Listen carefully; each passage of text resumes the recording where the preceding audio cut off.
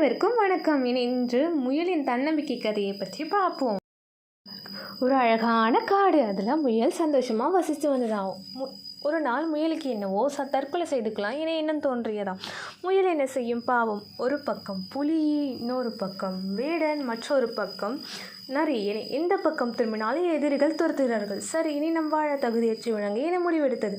முயல் பின்னர் எப்படியெல்லாம் தற்கொலை செய்துக்கலாம் என சிந்தித்து பார்த்தது. இறுதியாக குளத்தில் குதித்து தற்கொலை செய்து கொள்வோம் என எண்ணி குளத்தில் சென்றது முயல். அப்போது முயலின் வருகையை கண்டு குளத்தின் கரையில் இருந்த தவளை குளத்திற்குள் தாவினை. அதை கண்டு முயல் சிந்தித்தது, அட, நம்மையும் பார்த்து பயப்பட இந்த உலகில் உயிரினங்கள் உள்ளனவா என ஆச்சரியப்பட்டது. தன் தற்கொலை முடிவை மாற்றிக்கொண்டு தைரியத்தை வரவழைத்து கொண்டு தன்னம்பிக்கையோடு வாழ ஆரம்பித்ததாம்.